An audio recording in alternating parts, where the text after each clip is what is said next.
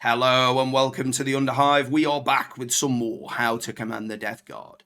In this series, we're going to take a look at every aspect of the Death Guard, so whether you're looking to get more out of your army, or you're thinking of joining Nurgle's dirty protest, then there's something here for you.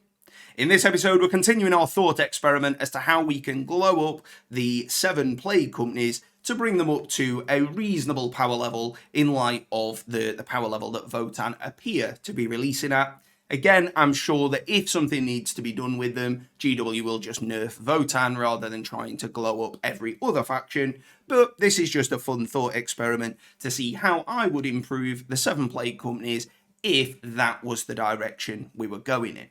So let's dive in and take a look at the second plague company, my personal favourite, the Inexorable. Now, as it goes, I actually don't think the Inexorable are that bad, all said and done.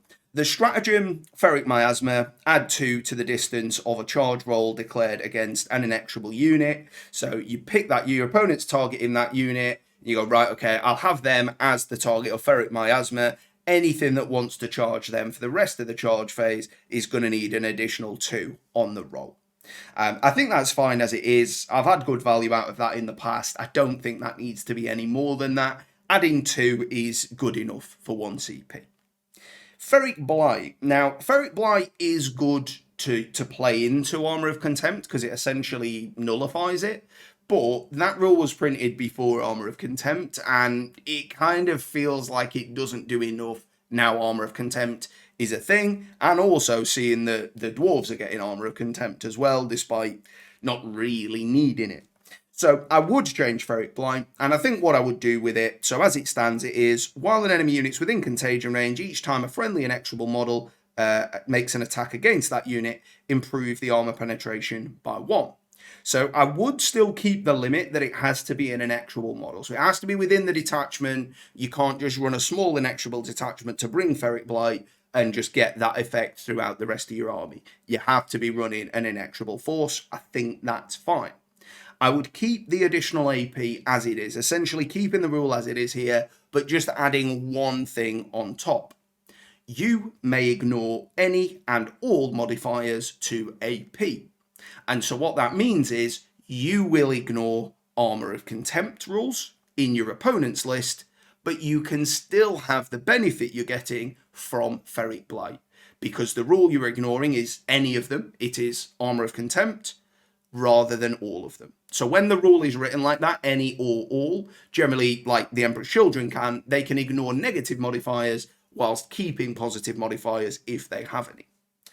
So I think that would be a nice game into Armour of Contempt, because, you know, if they're going to print rules that army-wide you ignore wound rolls, well, that shits on the Death Guard, let's be honest. So I think having an option, one of the plague companies that's anti-Armour of Contempt, isn't the worst thing for the game.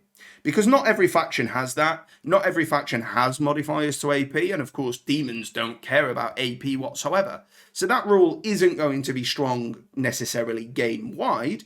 It's still only an additional AP against a lot of factions, still nothing extra against demons, but when you do come up against Chaos Space Marines or the new Votann, they're not getting their benefit of Armour of Contempt, just like they are denying your ability to reroll if they're using the Dark Apostle with the thing that he does, makes them transhuman but on the hit roll and no rerolls, or things like Iron Warriors and Votann where they just flat deny you wound rerolls, completely ruin your Arch Contaminator. I think it's reasonable to have an ignore Armour of Contempt as the Ferric Bly, because the idea is it's chewing through the armour and making that Armour of Contempt not a thing. I think it's lawful, and I think it wouldn't be terrible for the game. The Leech Spore Casket, again, I really like it. I think the Leech Spore Casket is one of the main reasons I run the Inexorable when I do. So each time an enemy model is destroyed as a result of a melee attack by the bearer of the relic, select one friendly Inexorable vehicle model within 18. That model regains 1 lost wound per model killed. No more than 3 wounds can be regained per turn due to this relic. I think you just remove the cap. Very rarely will you kill 7 models, 8 models with a Demon Prince, or, anything that can take this relic, really. Outside of the Demon Prince, none of the other characters that can take a relic really have the potential to get through more than 3-4 models if we're talking about elite units. And at the end of the day, if we're talking about your opponent's chaff choice, well, there should be some penalty for throwing a unit of chaff into a relic bearing enemy warlord, or HQ choice at the least. So for me, I think let's just remove the damage cap there. You're probably never going to get more than 5-6 anyway, because the likes of the Demon Prince, yeah, he hits with big damage, but if he's into chaff, fine, he's hitting on 2s, probably wounded on 2s, but no rerolls there. He's only got 6 attacks and 1 extra with the claw. He's unlikely to get all of them through, and you're probably wasting damage if you were attacking into chaff with that attack.